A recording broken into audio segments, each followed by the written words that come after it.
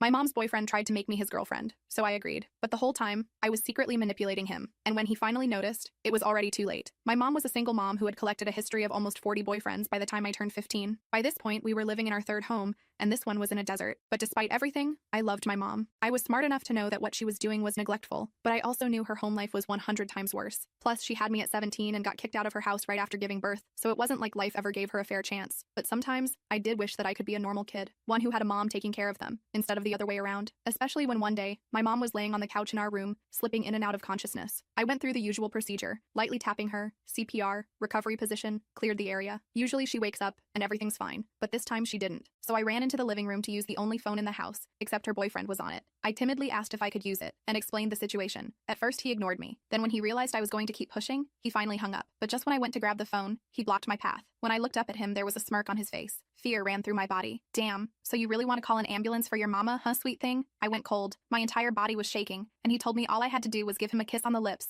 and the phone would be mine. Well, at that moment, my head was empty. All I could think about was my mom lying on the couch, minutes away from death's doorstep. So I did it. I still remember how it felt when he shoved his cold tongue in my mouth. That was the story of my first kiss. Luckily, my mom was saved, and she used the gift of life to go harder with the substances, and life got even better. You see, up until that point, I was severely underweight from only eating one meal a day. Meanwhile, my mom was eating one meal once every 2 days, and it was usually just bread with some Spam meat. But that's where her boyfriend came in. He promised me he would bring me to whatever restaurant I wanted for dinner every day. Immediately, my eyes went wide, because I had only been to a restaurant once, and it was to use the bathroom. His only condition? I had to be his work wife. So I agreed. But there was something he didn't know. I was more than just a slightly traumatized 15-year-old. I knew how to play games, even his sick one, and it was one I would win. He thought he was manipulating me, but I had him right where I wanted him. The next day after mom came home from the hospital, Rick pulled me aside while she was knocked out on the couch again and told me he'd take me to McDonald's if I wanted. I hadn't had McDonald's in like 3 years, so I nodded real fast. The last time I'd had it was when this social worker took me out for lunch while my mom was being questioned about some shoplifting charge that eventually got dropped. I still remembered exactly what I ordered, a Happy Meal with extra ketchup,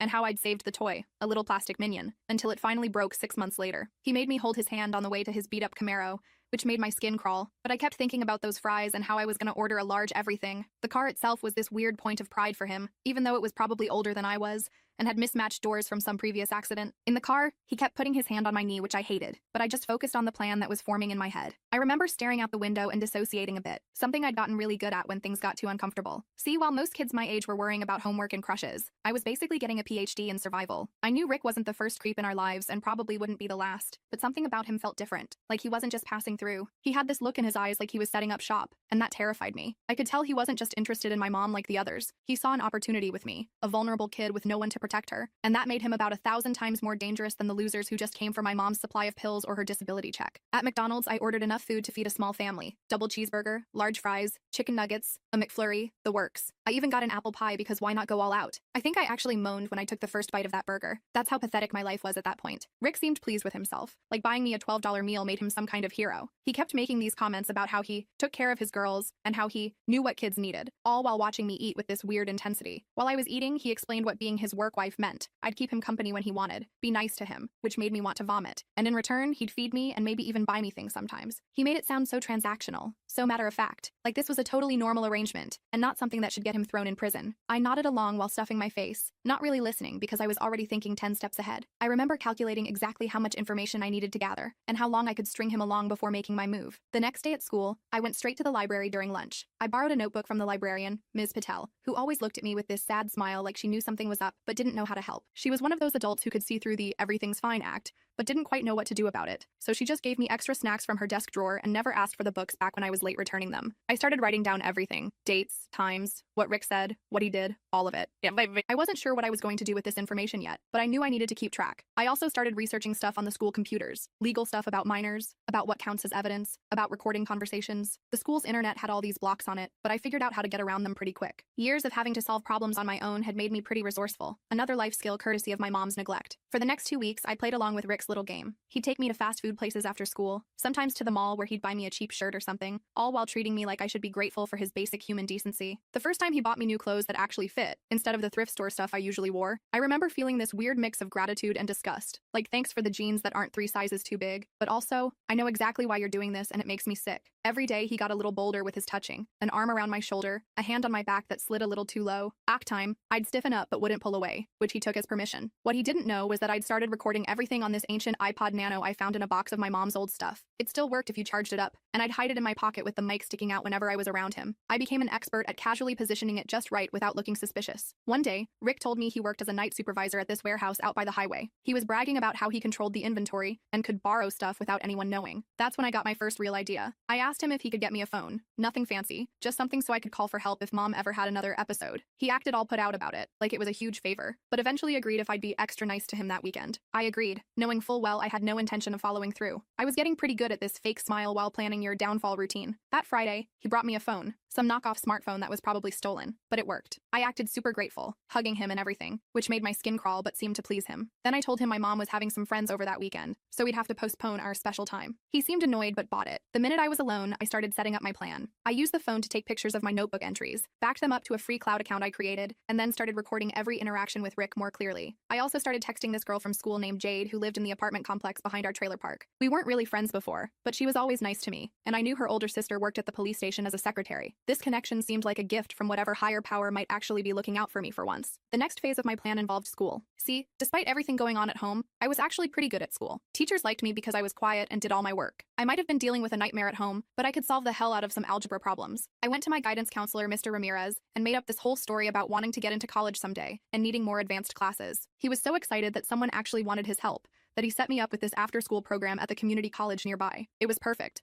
3 days a week, I'd have a legitimate reason to not be available for Rick's work-wife duties. When I told Rick about it, he got all weird and controlling, saying I didn't need college and that he could take care of me. That's when I pulled my first real power move. I looked at him all sad and said, "But I thought you wanted me to be smarter for you. Don't smart girls know how to make their men happier?" The look on his face was priceless, like his tiny brain couldn't decide between being controlling or being a perv. The perv won out, and he agreed to the program as long as I was making it worth his while, on my off days. I just nodded and smiled, knowing each day was bringing me closer to getting him out of our lives. Meanwhile, my mom was getting worse. She was barely conscious most days, and when she was awake, she was either crying or fighting with Rick. Her arms were covered in track marks that she didn't even bother hiding anymore, and she'd lost so much weight that her clothes hung off her like she was a scarecrow. I started slipping little comments to her when we were alone.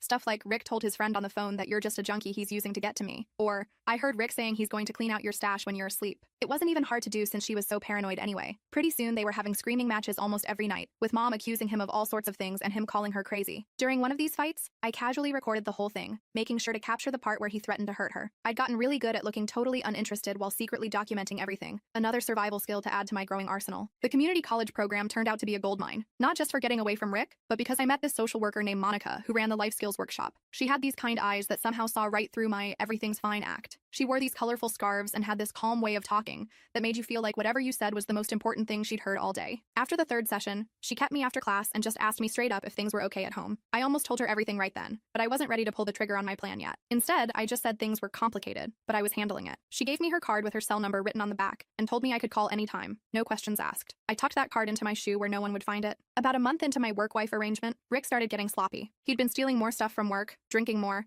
and getting bolder about the whole situation. He'd started leaving his stuff at our place. A toothbrush, some clothes, his disgusting cologne that made the whole trailer smell like a cheap strip club. He even started coming into my room at night sometimes, just to check on me, he said. I'd pretend to be in a deep sleep, and so far that had worked to keep him from trying anything too serious. I got in the habit of wedging a chair under my doorknob and sleeping with my clothes on, just in case. One night, he came home super drunk and got into another huge fight with my mom. I heard glass breaking and then my mom screaming at him to get out. He stormed into my room after, ranting about how my mom was ungrateful and how he was the only one taking care of us. That's when he said it, the thing that sealed his fate. "Your mom's useless, but at least I've got you, right? My perfect little work wife. Maybe it's time we make this arrangement more official." The way he said it made my blood run cold. I knew it was time to act. The next day was a Friday, and I told Rick I wasn't feeling well and needed to stay home from school. Mom had already left early to meet a friend, code for scoring more drugs, so it was just us. He seemed way too happy about this, which made me want to throw up. I told him I was feeling so bad that what I really needed was some soup from this specific diner across town. He complained about the drive, but eventually agreed when I promised I'd make it worth his while when I felt better. The minute he left, I sprang into action. I called Jade and told her today was the day. Then I called Monica from the life skills program, using the number on her card. When she answered, I just said, "It's KT from your Thursday workshop. I'm ready to talk now." She didn't ask questions, just said she'd be at my house in 20 minutes and to text her the address. Then I got all my evidence together, the notebook, the recordings on the iPod, the pictures and videos on the phone. I put it all in my school backpack along with a change of clothes and the $237 I'd managed to save up from odd jobs around the neighborhood. Most importantly, I grabbed the small bag of white powder I'd found hidden in Rick's sock drawer the week before. I wasn't stupid enough to touch it, but I had carefully moved it into a a sandwich bag using 2 pencils, making sure not to get my fingerprints on it. When Monica arrived, she had another woman with her who introduced herself as Officer Tanya Wilson. She wasn't in uniform, which was good because I didn't want to spook Rick if he came back early. I laid everything out for them. The whole sick work-wife arrangement,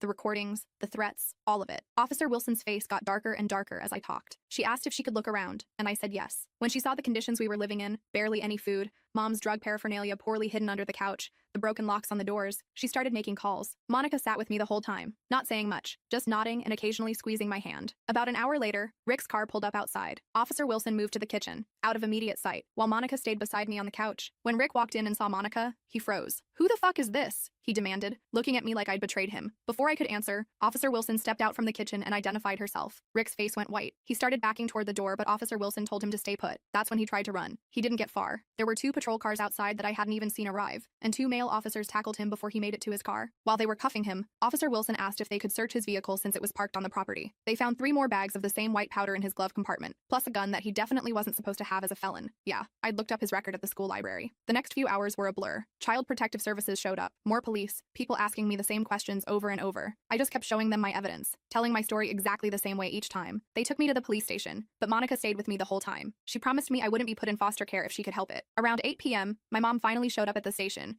completely strung out and hysterical. She was screaming about how they couldn't take her baby, how she was a good mother, all while barely able to stand up straight. That's when I felt it for the first time. Not anger or disappointment, but pity. She was so broken, and in her own twisted way, she did love me. She just loved the drugs more. The cops detained her too, though they were gentler about it. They took her to a separate room for questioning, and I didn't see her again that night. I spent the night at Monica's house, which was this cozy little 2-bedroom place with actual food in the fridge and hot water that didn't run out after 3 minutes. Her cat, Mr. Whiskers, seriously, slept on my bed, and I don't think I've ever felt safer. The next morning, Monica took me back to the station where I had to give an official statement. They told me Rick was being charged with possession with intent to distribute, illegal possession of a firearm, endangering the welfare of a minor, and a bunch of other charges I can't remember. Because of his prior record and the amount of drugs they found, he was looking at a minimum of 15 years. My mom was in detox at the hospital, and they told me she'd agreed to enter a rehab program, rather than face child endangerment charges. I think it was the first smart decision she'd made in years. The most surprising part came when my mom's sister, Aunt Patty, showed up at the station. I hadn't seen her since I was like 7, and I barely remembered her. Turns out she'd been trying to find us for years, but my mom kept moving us around and changing her phone number. She lived about 3 hours away in this nice suburb with her husband and their 2 kids. She cried when she saw me, said I looked just like my mom did before the drugs. CPS had contacted her as my next of kin,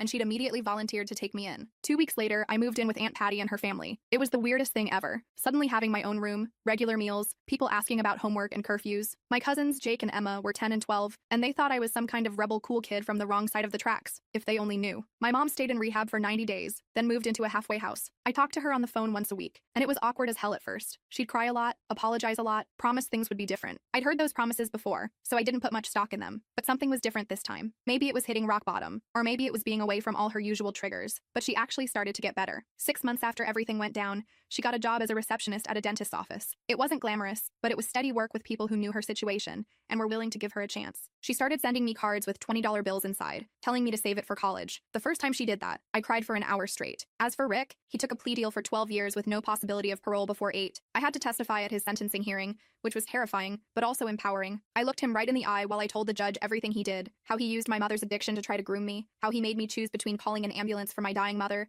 and letting him violate me. The judge looked like he wanted to add extra years just for that part. My mom was there too, sitting in the back, sober and present for maybe the first time in my life. After I finished speaking, the judge called me one of the bravest young women he'd ever met in his courtroom. Rick just stared at the floor the whole time, wouldn't even look at me. Coward. It's been 2 years now. I'm 17, a junior in high school, and actually thinking about college for real. Aunt Patty and Uncle Dave treat me like I'm their own kid, and my cousins are annoying but in that normal sibling way, not in the mom's boyfriend is a predator way. My mom is still sober, still working at that dentist's office, and even got promoted to office manager last month. She's renting a small apartment now, and I stay with her 1 weekend a month. It's still awkward sometimes, but we're building something that kind of resembles a real mother-daughter relationship. She's not perfect. She still gets these faraway looks sometimes, and there are days when I can tell she's fighting hard against the cravings, but she's fighting, and that's more than she ever did before. As for me, I don't tell most people my story. My friends at my new school think my parents are divorced and I live with my aunt and uncle while my mom gets back on her feet. It's easier that way, but I'm not ashamed anymore. I did what I had to do to survive, and then I did what needed to be done to get us both out. Sometimes I think about all those nights I spent taking care of my mom, cleaning up her vomit, hiding her stash so she wouldn't OD again,